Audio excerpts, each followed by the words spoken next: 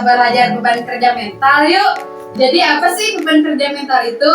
Jadi beban kerja mental itu adalah usaha yang perlu dikeluarkan seseorang guna mencapai tujuan dari pekerjaan tersebut. Nah, beban kerja didefinisikan sebagai kapasitas terbatas seseorang pekerja dalam menjalankan tugas.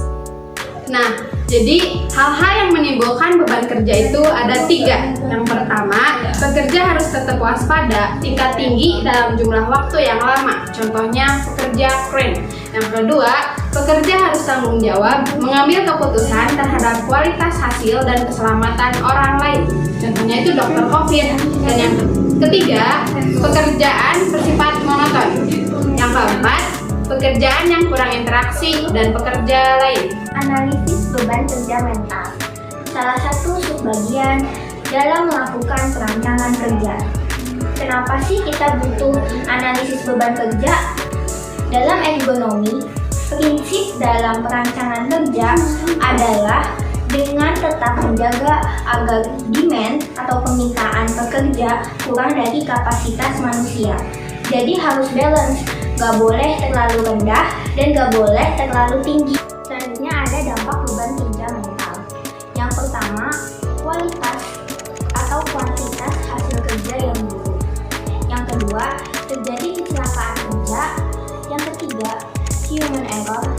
Yang keempat, menjadi sakit leher, bahu, punggung, dan pinggang. Yang kelima, cepat lelah. Yang keenam, komitmen kerja yang rendah. Dan yang ketujuh, hilang sikap kepedulian atau apatis. Selanjutnya adalah metode pengukuran objektif. Metode pengukuran beban kerja objektif adalah pendekatan yang menggunakan data kuantitatif dan terukur untuk menilai beban kerja seseorang atau suatu pekerjaan. Nah, pengukuran beban kerja mental dengan metode objektif ini dapat diukur dengan pendekatan fisiologis dari pekerja.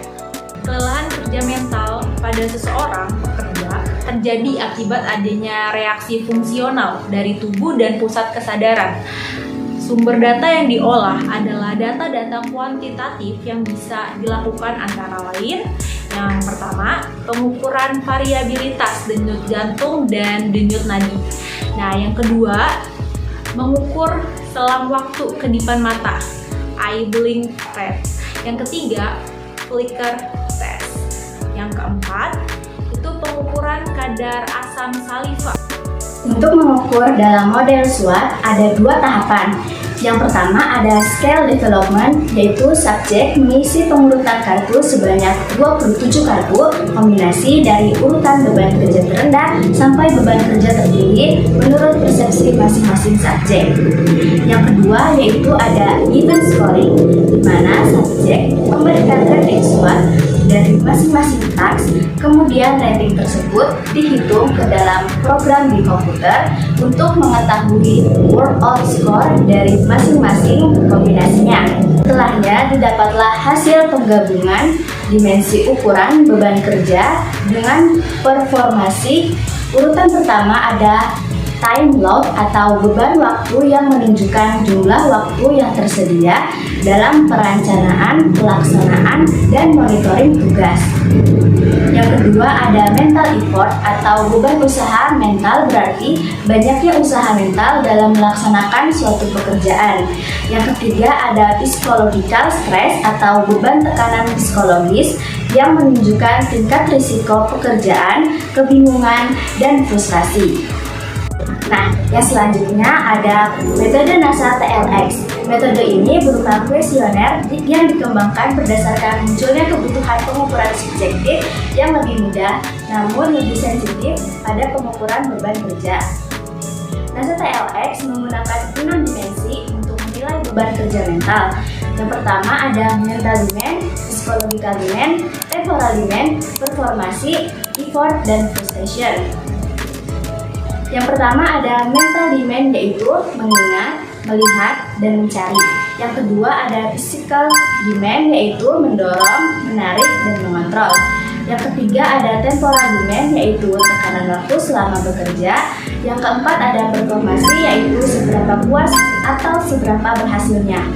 Yang kelima ada effort, yaitu seberapa banyak usaha yang dikeluarkan. Dan yang terakhir ada frustration, yaitu seberapa putus asa atau mudah tersinggung. Selanjutnya adalah pengendalian beban kerja mental. Yang pertama, beban kerja. Nah, beban kerja ini harus disesuaikan dengan kemampuan dan kapasitas kerja. Yang kedua, jam kerja. Nah, jam kerja ini harus disesuaikan dengan tuntutan tugas dan tanggung jawab dari pekerja tersebut. Yang ketiga, mengembangkan karir, promosi, dan menambah keahlian. Yang keempat, tugas. Didesain menyediakan simulasi yang sesuai dengan keterangan. Oke semuanya, kita lanjut ke contoh soal. Kali ini aku akan membacakan contoh soal NASA PLX. Contoh soal NASA PLX kali ini yaitu Athena akan mengisi kuesioner NASA PLX. Yang pertama, Athena akan mengisi kuesioner NASA PLX. Nah, kuesioner NASA PLX ini Athena melingkari atau menomori elemen-elemen yang menurut Athena itu yang paling tinggi sampai paling rendah. Nah, yang paling tinggi menurut Athena adalah tingkat frustasi, dan yang kedua kebutuhan fisik, yang ketiga adalah usaha, yang keempat kebutuhan mental, yang kelima kebutuhan waktu, dan yang terakhir yaitu performansi. Nah, setelah Athena menomori elemen-elemen tersebut, Athena akan membandingkan dua elemen sesuai yang telah Athena nomori tadi. Nah, setelah membandingkan dua elemen tadi, Athena akan menghitung rata-rata beban mental. Nah, rata-rata beban mental ini rumusnya adalah Athena akan mengalihkan rating dengan bobot faktor untuk masing-masing nilai produk. Athena akan menghitung beban mental diperoleh dengan cara menjumlahkan keenam nilai produk. Yang ketiga, Athena akan menghitung rata-rata beban mental diperoleh dengan cara jumlah bobot dikali rating dibagi 15. Setelah itu, Athena akan mendapatkan hasil 82,00. Menurut tabel, 82,00 termasuk ke dalam rating yang sangat tinggi. Jadi, beban mental yang dimiliki oleh Athena adalah sangat tinggi. Supaya lebih paham tentang metode pengukuran beban kerja mental menggunakan metode CPL, yuk kita praktekkan. Yang pertama yang harus kita lakukan untuk mengukur beban kerja mental menggunakan metode CPL adalah mengukur denyut nadi kita selama 1 menit.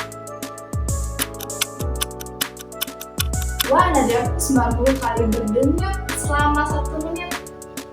Yang kedua yang harus kita lakukan adalah melakukan aktivitas kerja.